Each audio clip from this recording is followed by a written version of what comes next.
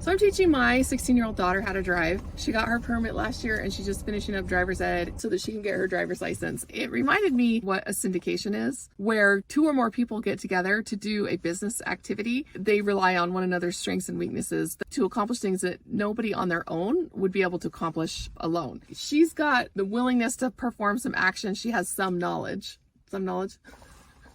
She's willing to do the work. I mean, she's the one sitting behind the wheel. I'm the one who's over in the passenger side, but I have a driver's license. I know more than she does. I'm an educated driver, and I'm the one who's supposed to be telling her what to do to keep us safe. But at the same time, I'm not the one actually doing the driving. We're both in the same moving vehicle. We're both at risk. We could ruin the car. We could make a mistake that's really expensive. We could total it. We could get into an accident that would cause us health problems, go to the hospital, even die. This analogy isn't a perfect analogy.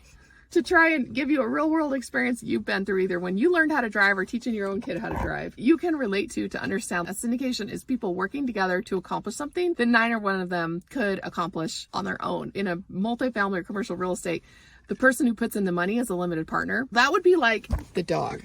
Right?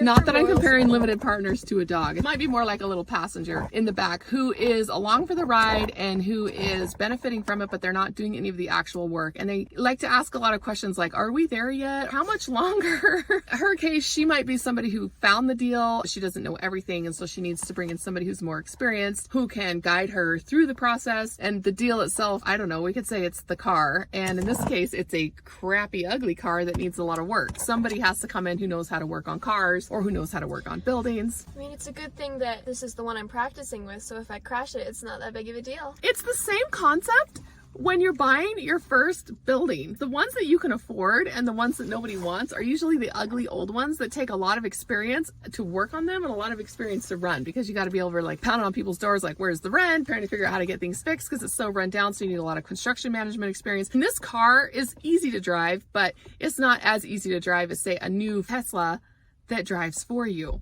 Usually you start out with the more difficult properties that need more work, and so you'll want to be bringing on people who know how to run those properties, but they don't want to actually do the labor because they're very labor intensive. I personally don't like driving. When we go places, it's really nice that I get her to drive for me because I don't really enjoy it. I still have to be paying attention legally. Like, I can't be shooting this video while she's driving. I wouldn't put that online even if I did, because it's kind of illegal, right? It just allows me to contribute what I can contribute. She can contribute what she can contribute. Passenger in the back can contribute whatever kind of car you're driving. It's just how we put all of our heads together and make some stuff happen.